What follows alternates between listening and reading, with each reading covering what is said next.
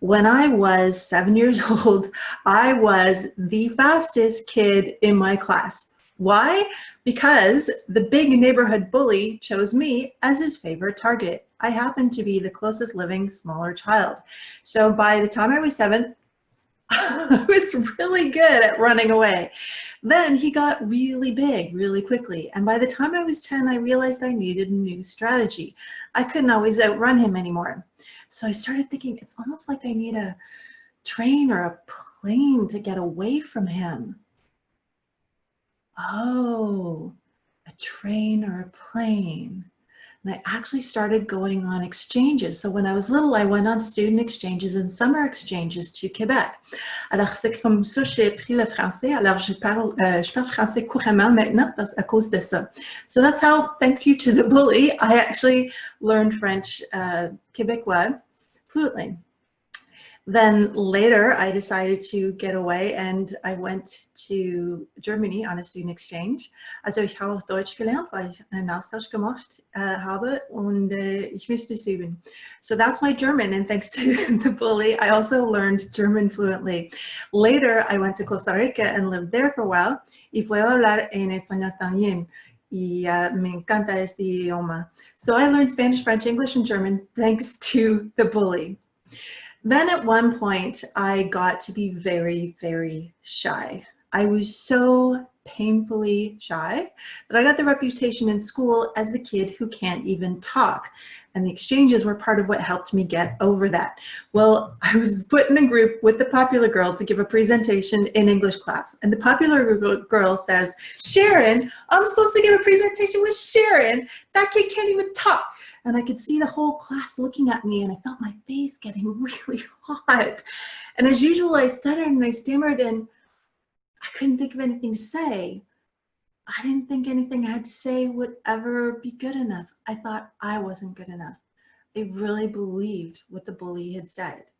And I thought nothing I could say would ever be good enough for anyone to hear.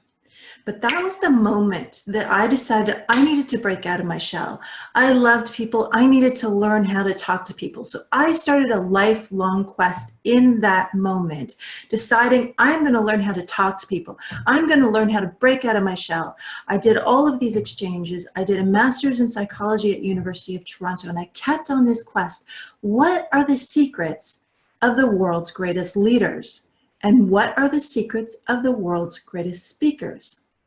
And how can I use that to inspire and empower a kinder world so that nobody has to go through what I went through?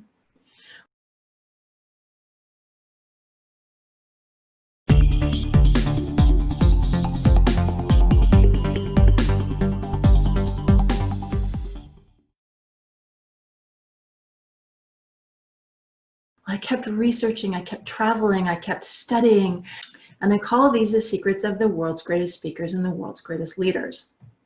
I started to use these secrets, and magic, crazy magic started to happen in my life. At one point, I was really upset because I had lost my cousin to suicide after he came out to his family.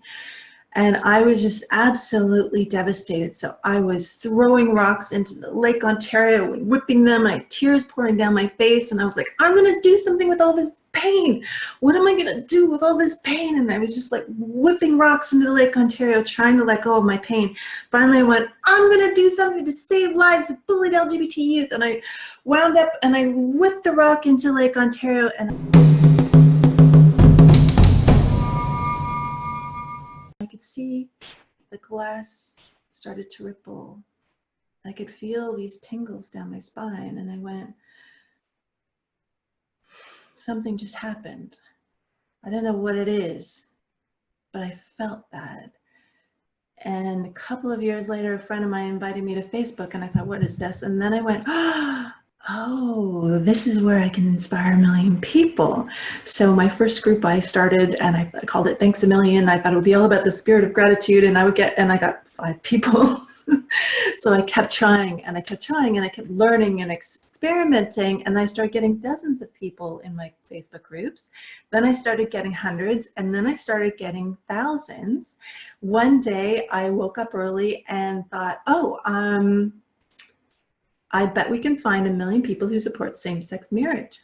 I put a little rainbow flag, I put it up there and went, day one, there were over 1,000 people who joined it already. I'm like, what's going on? Day two, 2,000.